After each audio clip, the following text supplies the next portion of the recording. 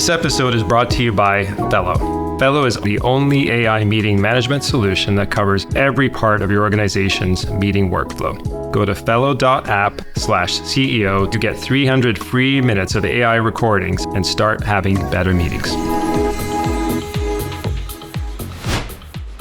Welcome to the Startup CEO Show. I'm your host, Mark MacLeod. This is a special edition of the show. No guest, just me. And in this episode, I'm going to share my thoughts on how to lead your company all the way for as long as you want without burning out. Let's get started.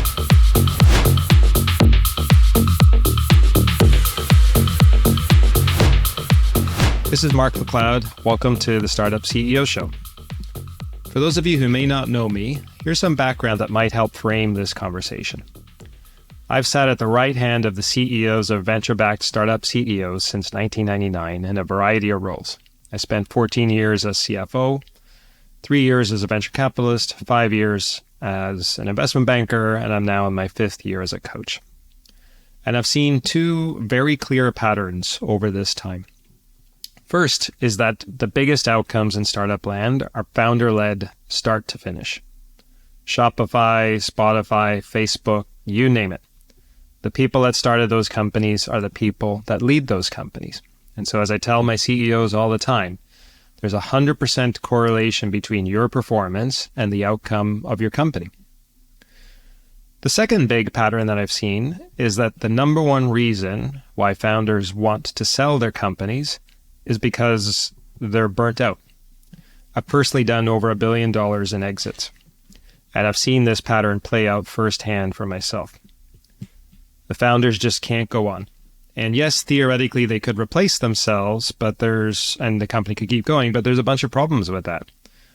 First, their identity is completely wrapped up in this company for better or worse. You can't imagine not, somebody else running your baby.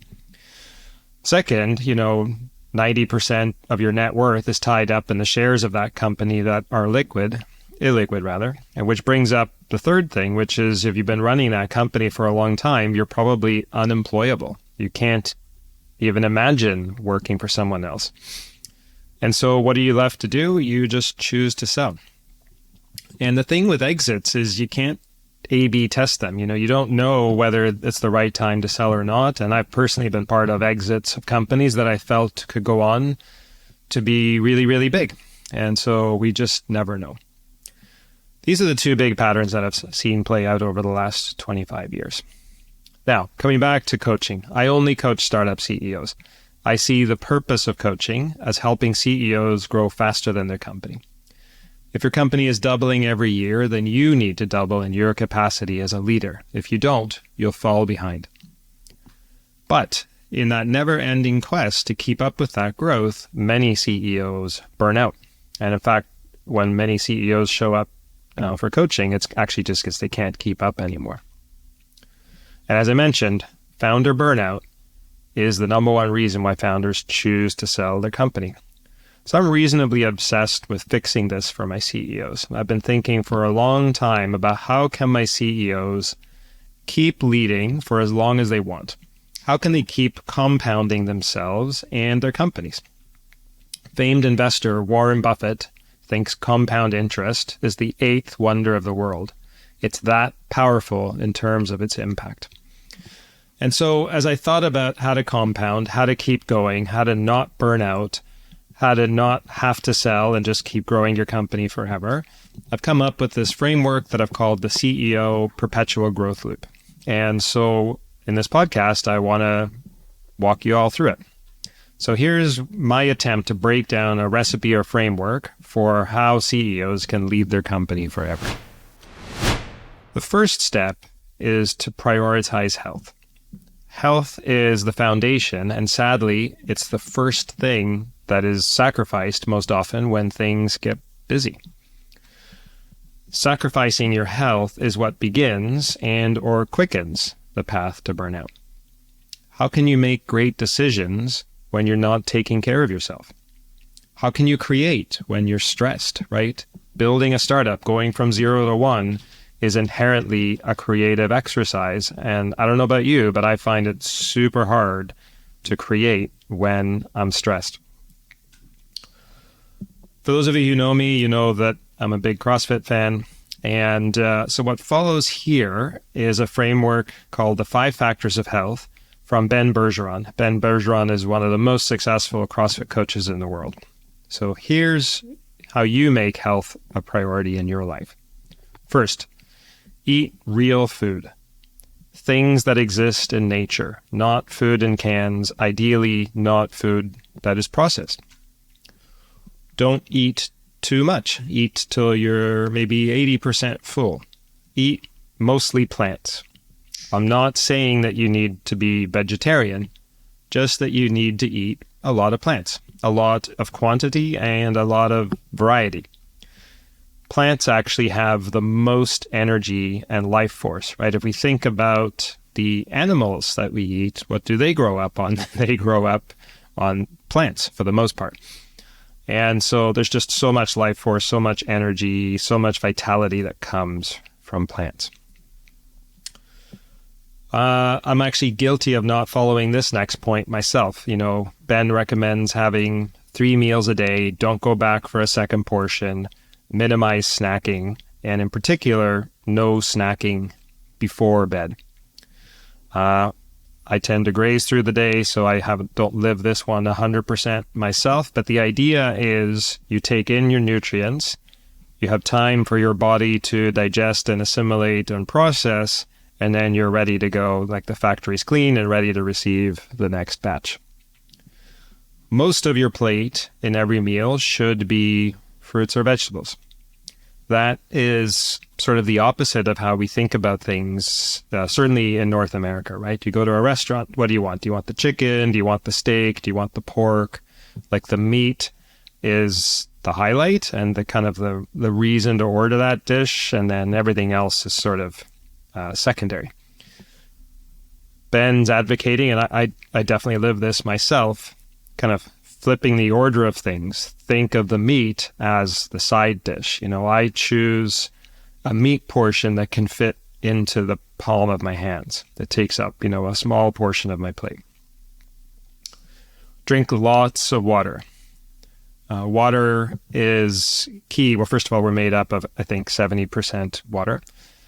And being sufficiently hydrated is really what makes this amazing human machine run well. It increases actually our cellular energy and our vibrations if you want to go to a woo-woo place. So drink lots of water. In terms of timing, have your last meal 3 hours before bed, and ideally your last liquids 2 hours before bed. And, you know, on the topic of liquids, caffeine. You know, many folks in startup land use coffee, you know, to get through the day, or have energy drinks. And coffee has, you know, a pretty serious half-life. You know, I think it stays in the body for at least 8 hours. So in an ideal world, if you do drink caffeinated coffee, you would have your last dose of that at some point in the morning. Which brings up the next factor in the 5 factors of health, which is getting at least 7 hours of sleep each night. We celebrate busyness in the startup world. It's like a badge of honor. When we catch up with someone for we haven't seen for a while, we're like, how are you doing? Like, oh, I'm so busy. And they're like, yeah, I'm so busy too. It's like we celebrate it. And like, you know, sleep when I die. Like there's this kind of just, I don't know, badge of honor. It just makes no sense to me. And so because we don't have boundaries, because work takes up all available time and we spend all this time in meetings, we end up catching on emails and Slack messages at night, and, you know, we just don't have sufficient downtime. And here's the thing. I think humans forget that we are part of nature. We're not above nature. We're not separate from it. We're just a part of it like everything else. And if sleep wasn't important, evolution would have gotten rid of it, right? Think about how vulnerable animals are when they fall asleep out in the forest or in the jungle, right? But so it's like it's a weakness, right? If there was a way to get rid of it, nature would have done so already, right? We are meant to sleep for a third of our lifetime. And lack of sleep has been linked to things like depression, weight gain, immune system repression, Alzheimer's, and even, permanent brain damage. And I've met lots of founders who, say, I don't really need sleep. I'm good, 4 to 5 hours. And it's just so statistically rare. That does exist. Those people are out there. But for the most part, we need 7 to 8 hours of sleep a night. I definitely recommend, if you're serious about sleep, first of all, track it in some way. I wear an Apple Watch. The Oura Ring is also really good for tracking your sleep. Definitely recommend going back to this notion of boundaries, having, at least 1 hour before you go to bed where you're off screens and you're minimizing intake of blue light. All right, so we're eating really good food. We're getting good sleep. The next thing is we need to move our bodies, right? Ideally with resistance training, meaning with weights. And so Ben Bergeron, coming from the CrossFit world, recommends what he calls constantly varied functional movements at a high intensity 4 to 5 times a week. Let's unpack that. What are functional movements, right? Functional movements are compound movements where you're moving multiple joints, multiple muscles at a time. So think squats, deadlifts, power cleans, etc. Functional movements, as opposed to just, doing a bicep curl, right? Like moving one muscle at a time. Use more of your body. They mimic the things that you do in real life where you need to move a heavy object. They stimulate your metabolism. And so these are just really practical movements. And certainly as you get older, right, being able to squat really low, being able to pick up heavy things is just going to lead to a better quality of life. So one of the things I like about CrossFit is no workout is the same, right? We mix heavy weights with cardio. We do functional movements. We do things that make us better in every aspect of our life. But you don't have to do CrossFit. That's just a thing that I've done. Whatever is going to get you moving is the thing that you should do.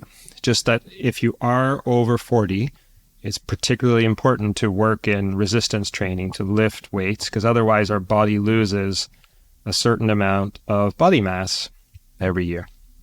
And, I think we tend to just associate with what's going on in our head. Like we are that constant voice in our head, but our brain's actually only a small portion of who we are. The body is so much bigger, right? And so we're meant to use them in proportion. And it's so key to move our body. And I know it's easy to be like, I don't have time to go to the gym. But here's the thing. I've certainly lived this myself. When I work out regularly, which is almost all of the time, I find that I think clearer. I have more energy. I have more confidence. And so I actually am better at my work when I make time for exercise. And then those rare occasions where I skip it, work is actually more of a struggle. So exercise is supremely important. The next step on prioritizing health is to work on your mindset, right?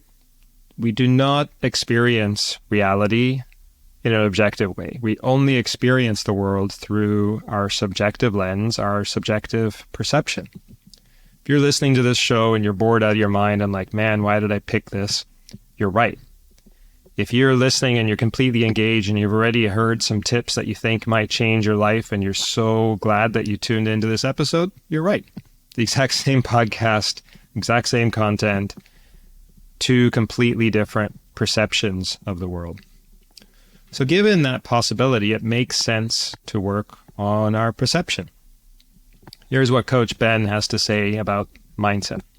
Never whine, never complain, never make excuses. Take responsibility for everything that happens in your life. That way, you'll never feel like a victim. You'll always feel like you can do something. You are happening to life. Life is not happening to you.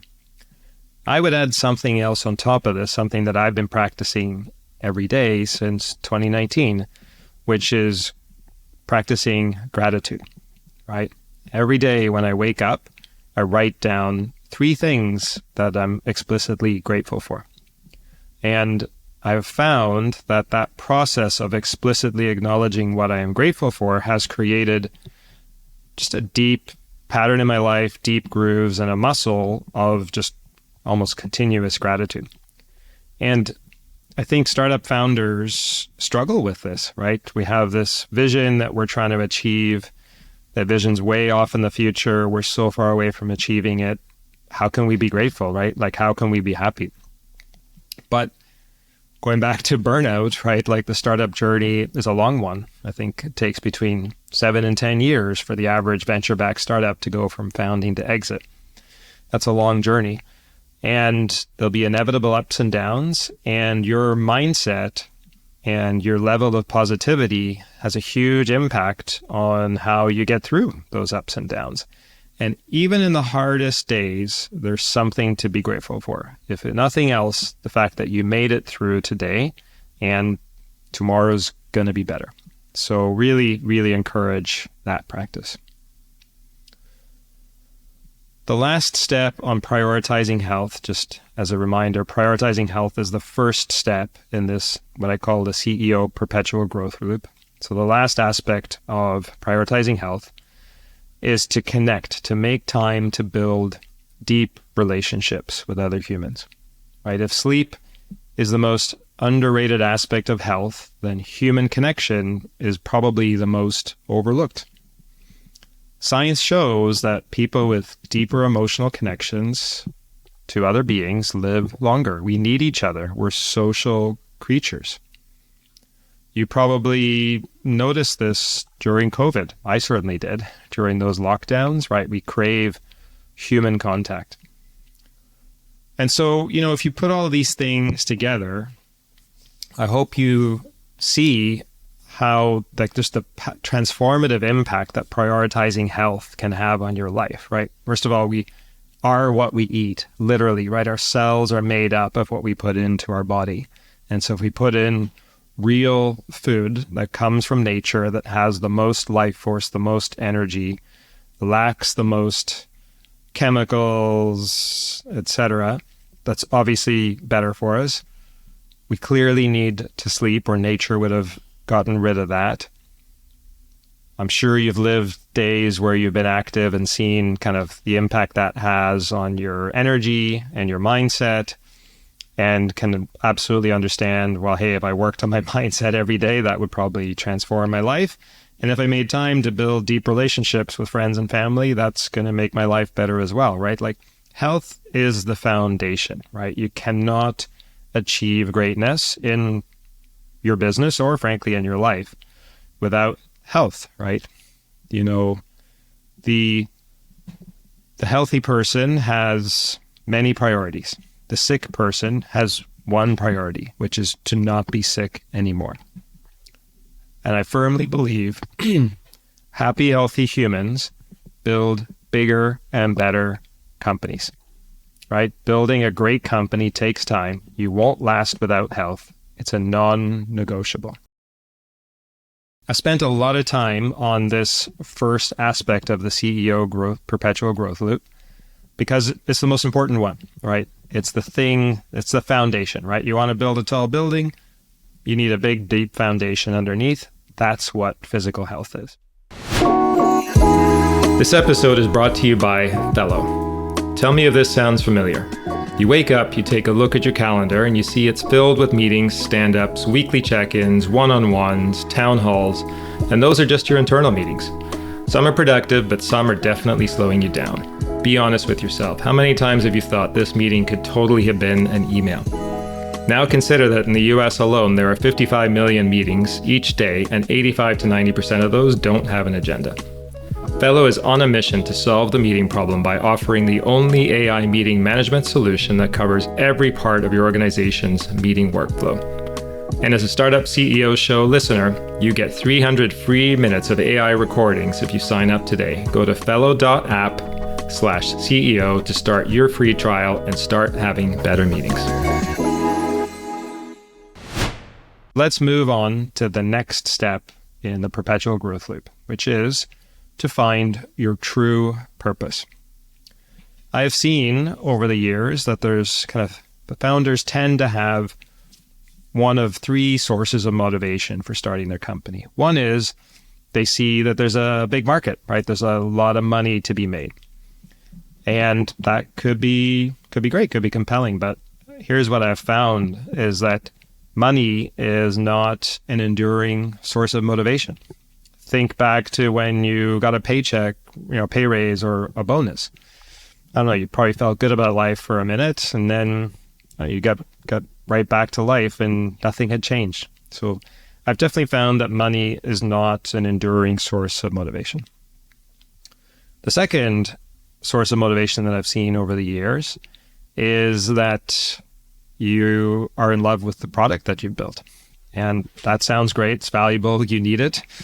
How can I convince someone to buy something if I don't love it myself? But there's a downside to being just motivated by the thing that you've built, which is your mindset becomes closed, right? You just end up evangelizing. Look at this widget I've built. Don't you understand? Why don't you get it? I haven't explained this well. Let me explain it again. You just are maniacally focused on trying to get people to buy the thing that you have built. And then you cease to listen to what the market is telling you. And so being in love with your product is not an enduring source of motivation. So this brings up the third, right? The truly enduring source of motivation is that you're just in love with the problem that your company solves. It becomes your purpose. It's your reason for waking up in the morning. And so in an ideal world, your company that you run will be going in a direction that is something that you are so passionate about. It is your purpose. It is why you get up every morning. So how do you find that? How do you find that purpose? I did this personally, right? When I made my decision to shut down my investment bank in 2020, it was a big decision. And I wanted to make sure I thought it through. And so I went through a Japanese framework called Ikigai. And Ikigai is the intersection of what do you love, what does the world need, what are you good at, and what can you be paid for? And when I answered all of those things, they were all like circles and kind of overlapping, and I filled out, okay, what do I love to do? What do I think the world needs? What do I think I'm good at? What do I think I can get paid for? Kind of looking at passion, mission, vocation, profession. When I put all of those together, it was really clear to me that I should be a coach. And it was clear to me that through all of my roles, whether I was like a CFO acting as a right hand to a CEO, a venture capitalist trying to help founders become CEOs, an investment banker trying to help CEOs achieve great outcomes, the thing that I enjoyed the most in every single one of those roles was the one-on-one coaching and advisory conversations I had along the way. And I'd actually bought my first book on coaching in 2002, but it concluded that I just wasn't experienced enough. I wouldn't be credible as a coach. So it was obvious to me when I went through this exercise that this is what I was meant to do. And so I certainly found it to be powerful. And so if you're struggling with kind of purpose and motivation, I encourage doing the Ikigai exercise yourself. It's Ikigai. And so when you can align these things, when you have found a personal purpose and created a company that goes in the exact same direction, this adds more fuel on top of the fuel you've already created by prioritizing health. It keeps you going through the inevitable highs and lows. I often bring up Toby from Shopify as an example of somebody who is living his Ikigai and living his purpose, right? So Toby's a billionaire. He doesn't have to work. He could buy an island beside Richard Branson's and just hang out, or he could just race cars all day, right? But he works harder than ever. Why? Because making commerce simpler for everyone is his purpose. It is his Ikigai, right? He wants to reduce the barriers so that anyone can start a product-based business, right? And so he's just not done. And so that's why he works as hard as he does. On to the next step. So we've prioritized health. We have found a direction for the business that completely aligns with our purpose and what matters most to us. It's time to assemble your team. I read a book many, many decades ago, maybe late 90s, by Jim Collins called Good to Great, where he studied all of the, quote unquote, great companies, right? The market leaders, the big public companies on the S&P 500, et cetera, and tried to reverse engineer what steps did they take in order to become the great companies that were worthy of study. And the very first chapter in his book, the first step that he saw across all those companies was basically assemble your team, right? Put the right people, get the right people on the bus even before you decide where to take the bus. And so assembling the strongest team that your scale and resources allow for is one of the absolutely, top 3 roles of the CEO.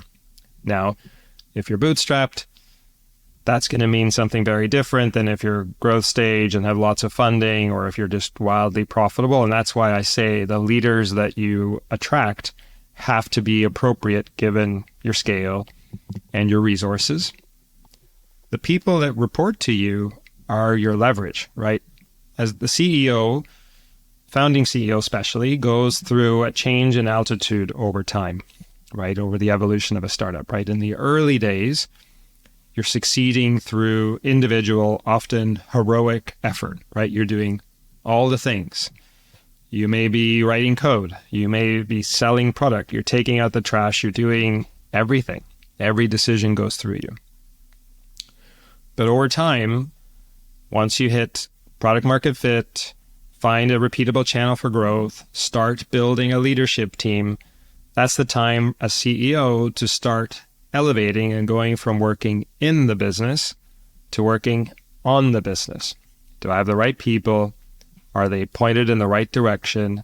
Do they have the resources that they need to succeed, right? And so those people, they're, like I say, they're your leverage. You want to invest in your leaders so that they keep up with the growth of the business, right? If the business is doubling every year, your leaders need to double every year or they're going to fall behind. And so as Jim Collins said, right, good is the enemy of great. When I onboard new CEOs to coach, after we do the initial onboarding session, then the very next session, we unpack the leadership team. Who's in what role? How do you rate them? And yeah, give me everything. Give me the brain dump about each and every person on your leadership team. And very often I see that people are tolerating good leaders where they used to have great leaders.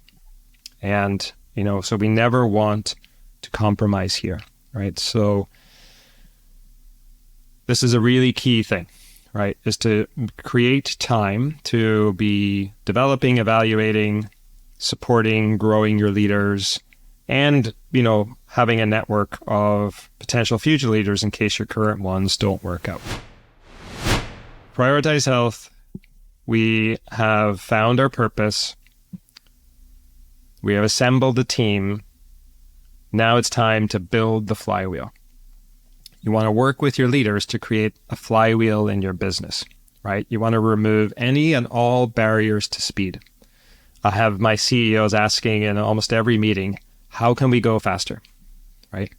Faster does not mean more. It doesn't mean if the team's working 8 hours a day that they now need to work 10 hours a day, right?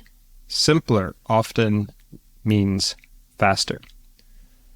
Faster means looking for things to stop doing versus doing more.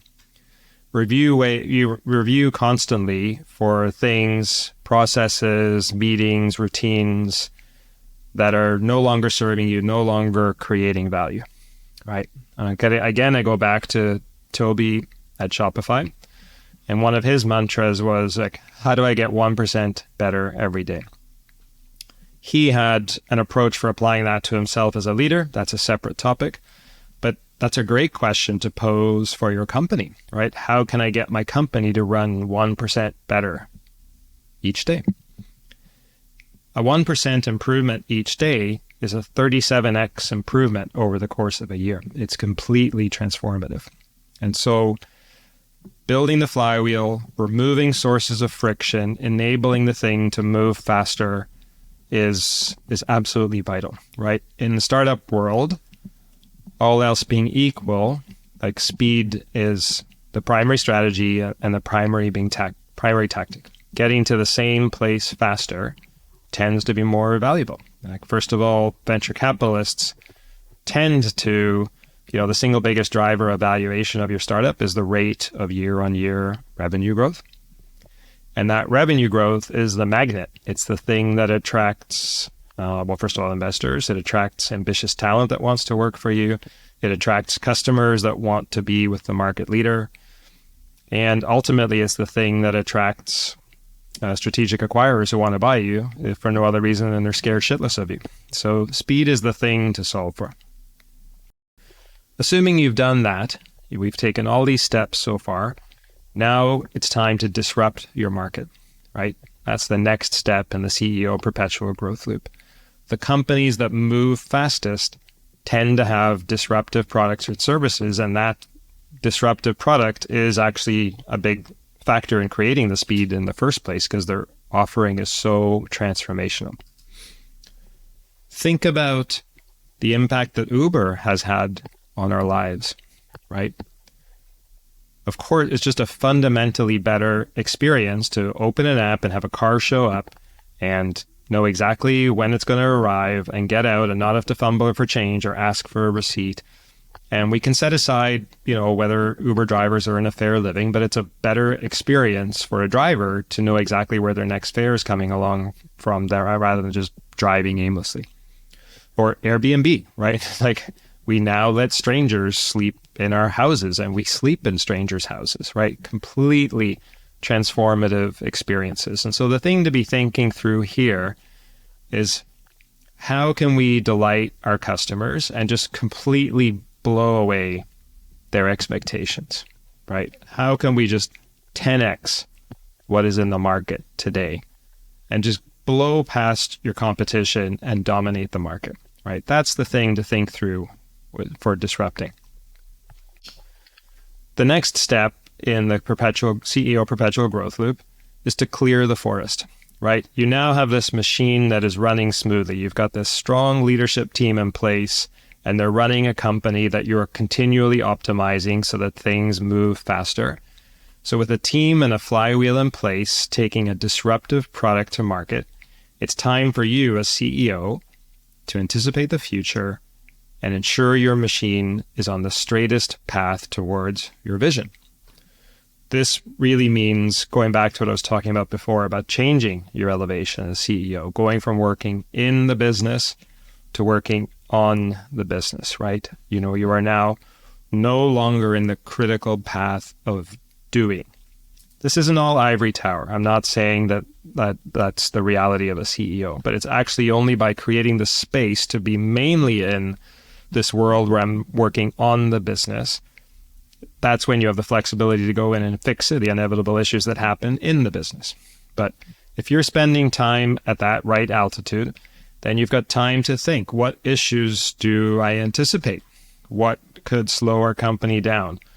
Where does the flywheel have weaknesses? Or where and how can we make things even better, bigger, faster? Right? We want to clear the forest so that the team that is executing each day can come through as quickly as possible. 2 more steps in the CEO perpetual growth loop. Create clarity. This is the next step. This is really about communication, right? Fred Wilson from Union Square Ventures has what I consider to be the canonical definition of the CEO role, right? At scale, it's 3 things. Communicating, team, vision, values, North Star over and over and over again, team, building the strongest senior leadership team that you can, and never running out of money. Those are the 3 roles. And so those really show up in this framework, where we already talked about team and the importance of building that. This next step, create clarity, is really about just the importance of crystal clear and repetitive communication, right? As your team grows and it's moving with more and more speed, the opportunities for miscommunication and lack of alignment, they compound, right? Broken telephone slows everyone down. As soon as a company has 5 people, communication issues start to develop. So creating clarity and alignment becomes really your primary role as the leader, right? You're the conductor guiding the orchestra. Give them context. Continually connect their work to the overall vision, mission, and goals. This keeps everyone focused on disruption and moving as rapidly as possible towards that vision. What we're talking about here is context, right? As the CEO, especially the founding CEO, you have all the context. The entire 360 of this business is in your head. What you need to do is to get it in everyone else's head, right? Without overwhelming them. And so I actually think often about politicians here. I feel like politicians are a dirty word these days. But if you think about what a politician does, they speak in sound bites, right? They have crisp, simple, memorable sentences that they repeat over and over again. And so if you can distill the things that matter most in your business down to these sound bites, there's a much higher chance that the individual contributor, the newest person who's joined your company, is going to get it, right? And this keeps everybody focused, right? So if you find yourself saying the same thing over and over, you're doing it right? If you're sick of hearing your voice talk about mission, vision, values over and over again, you're doing the right thing. All right, the last step in the CEO perpetual growth loop is to feed the beast. This is really about funding, right? Big, fast flywheels need capital. They need fuel. That can come from profits. I'm not saying you have to raise capital. There are lots of great bootstrap companies. It can come from borrowing, right? From lenders, and it can come from investors. It's your job to ensure that the beast has the fuel it needs to move with as much speed as possible. I call this a loop, right? The CEO perpetual growth loop, because by the time you get to feed the beast phase, you might find that you've compromised your health, or you need to change team members, or you're somewhere else that's further back. So you need to go through the cycle again, just with a bigger business and for you being a much improved leader. So there you have it. So that's the CEO perpetual growth loop. Those are the steps. I'm now working to take my CEOs through them. Easier said than done, that's for sure. The key in what I've shared with you today, and this is the key to leading, and in fact the key to your life, is to live it with intention, right? It's so easy to just let everything happen to you. The practices in this framework are all about creating boundaries, right? When you establish boundaries, you make life happen for you. You build a company and role that give you energy that you would not really want to sell. The offer would have to be really good. And so I hope you find the steps in here valuable, and I hope that you implement them in your business and in your life.